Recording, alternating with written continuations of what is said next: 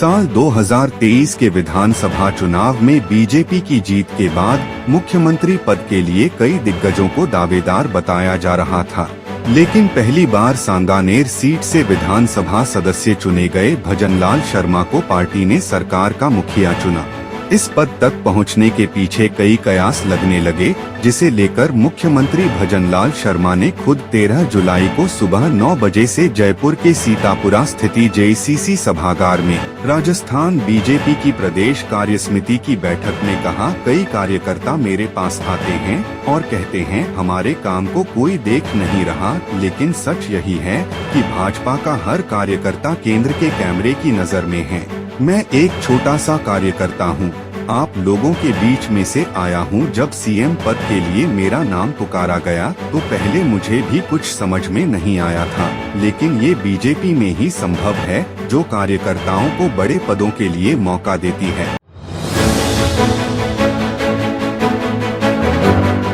साल 2023 के विधानसभा चुनाव में बीजेपी की जीत के बाद मुख्यमंत्री पद के लिए कई दिग्गजों को दावेदार बताया जा रहा था, लेकिन पहली बार सांगानेर सीट से विधानसभा सदस्य चुने गए भजनलाल शर्मा को पार्टी ने सरकार का मुखिया चुना। इस पद तक पहुंचने के पीछे कई कयास लगने लगे, जिसे लेकर मुख्यमंत्री भजनलाल शर्मा ने खुद 13 जुलाई को सुबह 9 बजे से जयपुर के सीतापुरा स्थित जेसीसी सभागार में राजस्थान बीजेपी की प्रदेश कार्यसमिति की बैठक में कहा, कई कार्यकर्ता मेरे पास आते हैं और कहते हैं हमारे काम को कोई देख नहीं रहा, लेकिन सच यही है कि भाजपा का हर कार्यकर्ता केंद्र के कैमरे की नजर में है। मैं एक छोटा सा कार्यकर्ता हूँ, आप लोगों के बीच में से आया हूँ। जब सीएम पद के लिए मेरा नाम पुकारा गया तो पहले मुझे भी कुछ समझ में नहीं आया था, लेकिन ये बीजेपी में ही संभव है जो कार्यकर्ताओं को बड़े पदों के लिए मौका देती है।